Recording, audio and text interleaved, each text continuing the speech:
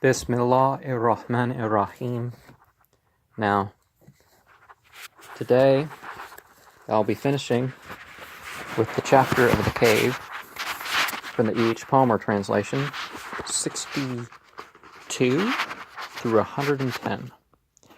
And when they had passed by, he said to his servant, "Bring us our dinners, for we have met with toil from this journey of ours." Said he, "What thinkest thou? When we resorted to the rock, then verily I forgot the fish, but it was only Satan who made me forget it, lest I should remember it, and it took its way in the sea wondrously." Said he, "This is what we were searching for." So they turned back upon their footsteps, following them up, and they found a servant of our servants to whom we had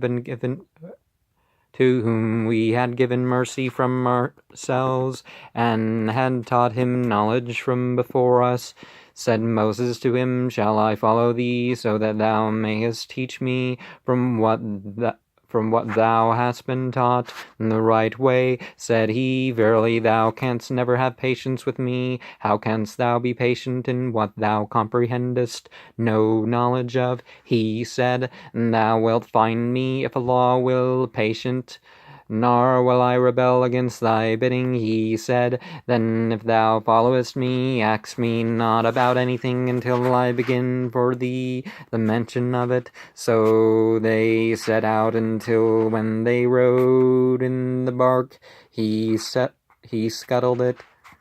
Said he, "Hast thou scuttled it to drown its crew? Thou hast produced a strange thing." Said he, "Did I not tell thee? Verily thou canst never have patience with me." Said he, "Rebuke me for forgetting, and impose not on me a difficult command." So they set out until they met a boy, and he killed him, and said, "Hast thou killed a pure person without a person? Thou hast produced an unheard of thing." Said he, "Did I not tell thee? Verily thou canst not have patience with me." Said he, "If I ask thee about anything after it, then do not accompany me. Now hast thou arrived at my excuse." So they set out until when they came to the people of a city, and they asked the people thereof for food, but they refused to entertain them. And they found therein a wall which wanted to fall to pieces, and he set it upright. Said Moses, "Hadst thou pleased, thou mightest certainly have had a hire for this." Said he, "This is the parting between me and thee. I will give thee the interpretation of that with which thou couldst not have patience. As for the bark, it belonged to poor people who toiled on the sea, and I wished to damage it, for behind it was a king who seized on every bark by force. And as for the youth, his parents were believers, and we feared lest he should impose on them rebellion and mischief.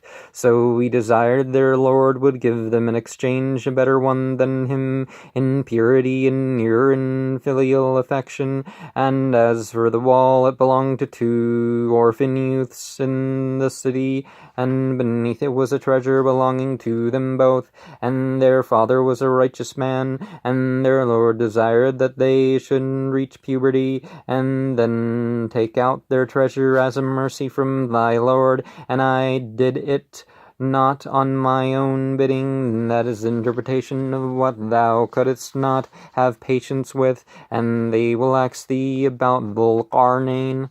Say, I will recite to you a mention of him. Verily we established for him in the earth, and we gave him a way to everything, and he followed a way until when he reached the setting of the sun, he found it setting on a black muddy spring, and he found thereat a people. And of course, the Arabic makes clear that the sun did not set in the black muddy spring. It didn't rise out of the ocean. They came to the time of the sunset, and he looked, and he watched the sun set. That's it. It's the time of the sunset, not the place of the sunset.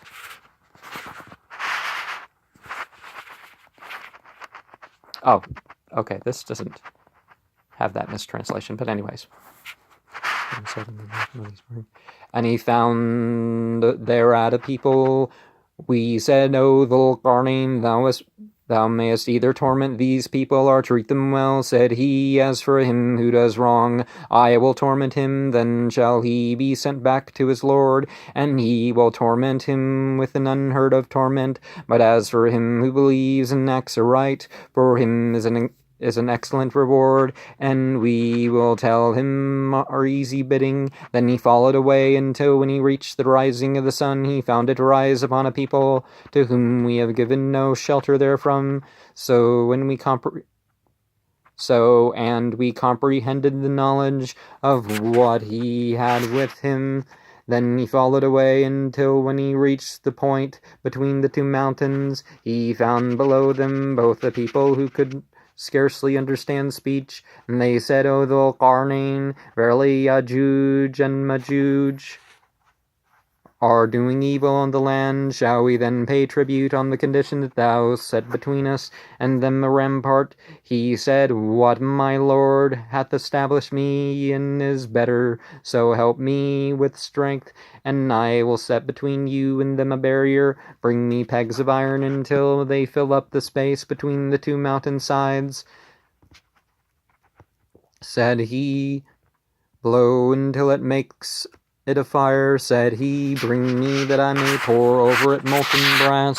So they could not scale it, and they could not tunnel it. Said he, This is a mercy from my Lord, but when the promise of my Lord comes to pass, he will make it as dust, for the promise of my Lord is true. And we left some of them to surge on that day over others, and the trumpet will be blown, and we will gather them together. And so there were 3 questions. Another guidance was amongst them. Who was the Qoor'aan, or something like that. Qoor'aan the Great is most likely with his wall of to keep out the Sakas and the Scythians, Gog, Magog, Juj, Majuj. It's all the same thing. And the Khidr, the green one, the companion of Moses, and of course, people of the cave. And we left some of them to surge on that day over others, and the trumpet will be blown, and we will gather them together. And the last 10 verses of all Qoran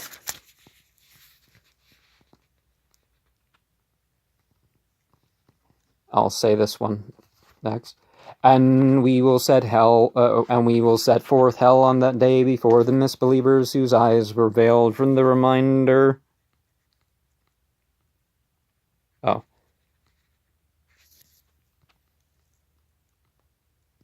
And who were unable to hear what? Oh, okay.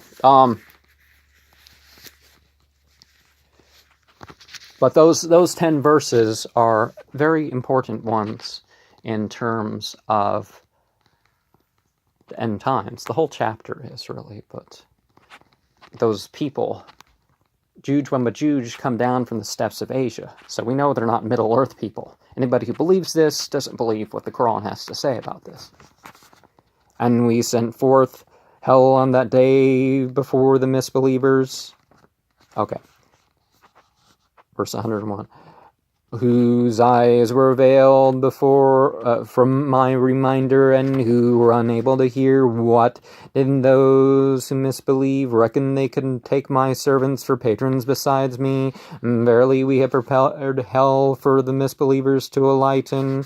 Shall we inform you of those who lose most by their works, and those who erred in their endeavors after the life of this world, and who think they are doing good deeds? Those who misbelieve in the signs of their Lord and in meeting him, vain are their works, and we will not give them right weight on the resurrection day. That is their reward, hell, for that they misbelieved and took my signs and my apostles as a mockery. Verily, those who believe and act aright, for them are gardens of paradise, to delight therein, to dwell therein, pray, and they shall crave no change therefrom. Say, were the sea ink for the words of my Lord, the sea would surely fall before the sea would surely fail before the words of my Lord fail. Though we brought as much ink again, say, I am only a mortal like yourselves. I am inspired that your Allah is only one Allah. Then let him who hopes to meet his Lord act righteous acts and join none in the service of his Lord.